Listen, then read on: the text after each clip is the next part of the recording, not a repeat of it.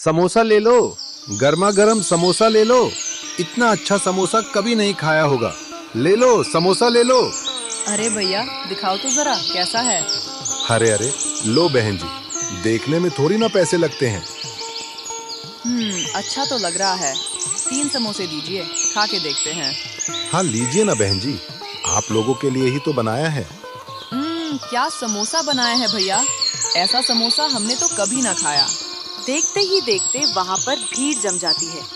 फिर धीरे धीरे रघु के सारे समोसे बिक जाते हैं और रघु घर की तरफ चलने लगता है। दूसरी तरफ था रमेश मुर्गा वाला। रमेश की मुर्गी की दुकान का माहौल ऐसा था कि मुर्गे की चींची भी सुनाई दे रही थी। अरे दूर दूर तक कोई नहीं देख रहा। क्या सब लोग शाकाहारी बन गए? मुझे लगता है मुर्गे को एक्टिंग सिखाना पड़ेगा, जिससे सारे लोग मेरी दुकान की तरफ आकर्षित हों। वाह, आज तो बहुत अच्छी कमाई हो गई।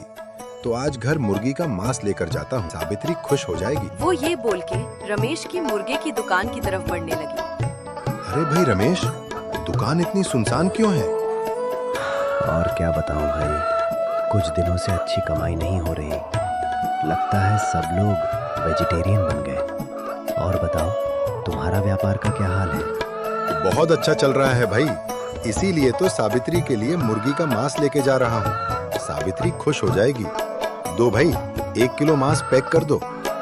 उसके बाद रघु मांस लेके चला जाता है और उस दिन रमेश की दुकान पर रघु के सिवा और कोई भी खरीदार नहीं आया। दूसरी तरफ रघु, जो बहुत खुश था, वो घर पे जाता है और अपनी बीवी को बुलाता है। भाग्यवान, बाहर आओ जरा, देखो तुम्हारे लिए क्या लाया हूँ। जी आई। देखो भाग्यवान, तुम्हारे लिए मुर्गे का मांस लाया हूँ। आज क्या है जो आप मुर्गा का मांस लाए हो? आज बहुत अच्छी खरीदारी हुई है, इसलिए तुम्हारे लिए मुर्गा का मांस लाया हूँ। ये लो, इस मांस को अच्छे से पकाना। ठीक है जी, आप जाके नहा के आइए, मैं आपके लिए अच्छे से मुर्गा का मांस पकाती हूँ। दूसरी तरफ रमेश, जिसकी आज बिल्कुल बुरी खरीदारी हुई थी, वो लटका हुआ मुंह लेकर घर जाता है। घर जाकर अपनी बीवी को बोलता है, मुझे बहुत भूख लगी है, मेरे लिए खाना लगा दो। आज कोई खाना नहीं बना है। क्यों? क्या हुआ आज? खाना क्यों नहीं बना? मुझे बहुत भूख लगी है। मैंने आपको जो सोने के कंगन के लिए बोला था, वो जब तक आप मेरे लिए नहीं ला के दोगे तब तक घर में कोई खाना नहीं बनेगा। अगर आप मेरे लिए कंगन ला के ना दिए तो मैं अपने मायके चली जाऊंगी। और आपको अगर इतनी ही भूख लगी है तो अपना खाना खुद बना के खाओ। देखो भाग्यवान, कुछ महीनों से मेरी खरीदारी अच्छी नहीं चल रही है, तो मैं सोने का कंगन के लिए इतना पैसा कहाँ से लाऊंगा?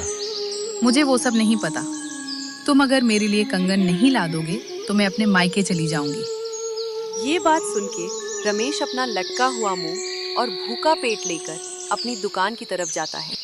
इस तरफ रघु अपनी बीवी के हाथ का मुर्गा खा रहा था और अपनी बीवी को बोल रहा था, अगर मेरा कारोबार ऐसे ही अच्छा चलता रहा तो मैं बहुत जल्दी अपने ठेले से खुद की दुकान खोल लूंगा और एक लड़का रख लूंगा काम के लिए।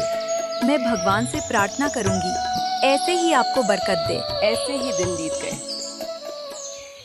रघु का ठेले से दुकान बन गया और पुराने झोपड़े से एक पक्का मकान बन गया। उनकी अमीरी देखकर रमेश की बीवी की जिद और बढ़ गई। दूसरी तरफ रमेश का व्यापार वैसे ही नहीं चलता और उसके बाद बाजार में अब नई दुकान बैठ गई। अरे, तुम ये सब सामान पैक करके कहाँ जा रही हो? मायके जा रही हूँ। अगर तुम मेरी मांग पूरी नहीं करोगे तो मैं मायके से वापस नहीं आऊंगी। हमारे पड़ोसी रघु को देखा है, वो उसकी बीवी की हर ख्वाहिश पूरी करता है और एक तुम हो कि मेरी कोई भी मांग पूरी नहीं कर सकते। जब मांग पूरी करोगे तभी मैं आऊंगी। रमेश अंदर ही अंदर टूट गया। फिर वो सोचने लगा, ये सब रघु की गलती है। वो अगर इतना अमीर न होता तो मेरी बीवी इतनी जिद न करती और मायके न जाती। और वो मन ही मन सोचने लगा, इस रघु का कुछ करना पड़ेगा। हफ्ते बीत गए। एक दिन रघु के समोसे की दुकान के बाहर भीड़ जमी थी। सब लोग रघु की दुकान के समोसे की तारीफ कर रहे थे। वाह, क्या समोसा है, ऐसा समोसा तो कहीं पर भी नहीं खाया। हाँ, ठीक कह रहे हो। रघु के हाथ का समोसा के जैसा कोई भी समोसा नहीं बना सकता। दूर खड़ा रमेश जलन की आग में देख रहा है और खुद से ही बड़बड़ा रहा है। सब लोग इसके समोसे की तारीफ कर रहे हैं ना, मुझे ही इसके समोसे में घालमेल करना पड़ेगा, जिससे इसके समोसे का नाम बदनाम हो और कोई न खाए इसका समोसा। वो ये बोल के अपना शैतानी प्लान लेकर रघु की दुकान की तरफ बढ़ने लगा। वो चुपके से समोसे की कड़ाही में कुछ मिला देता है। उसके बाद जो लोग वो समोसा खाते हैं उन लोगों का पेट दर्द शुरू हो जाता है।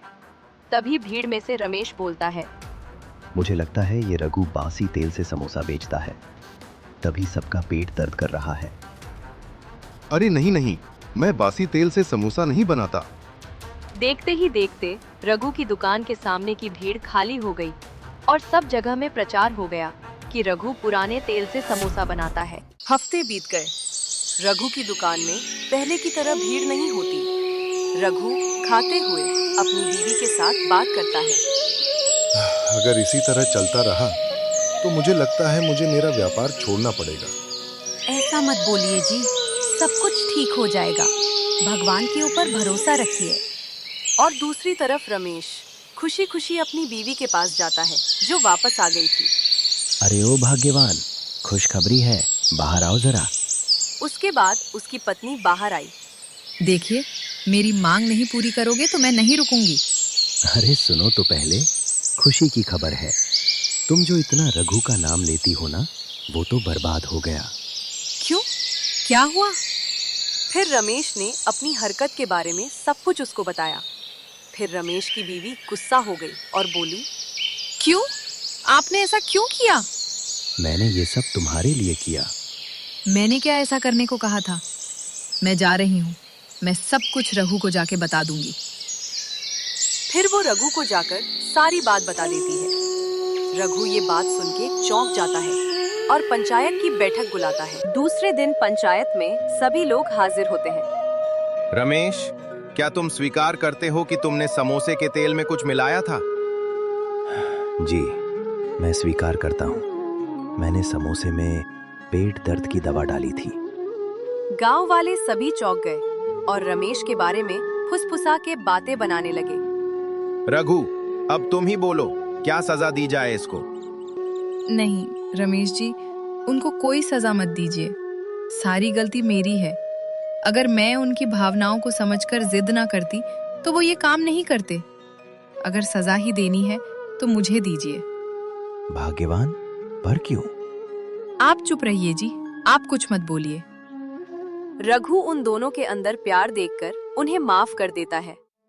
रमेश, जाओ, मैं तुम्हें माफ करता हूँ। अब से रघु और रमेश साथ साथ काम करते हैं। रमेश का चिकन और रघु का समोसा दोनों मिलके एक नया दुकान खोला, चिकन समोसा की दुकान। अब उन लोगों की दुकान में पहले से ज्यादा भीड़ जमने लगी। अब से दोनों परिवार खुशी खुशी जीवन बिताने लगे।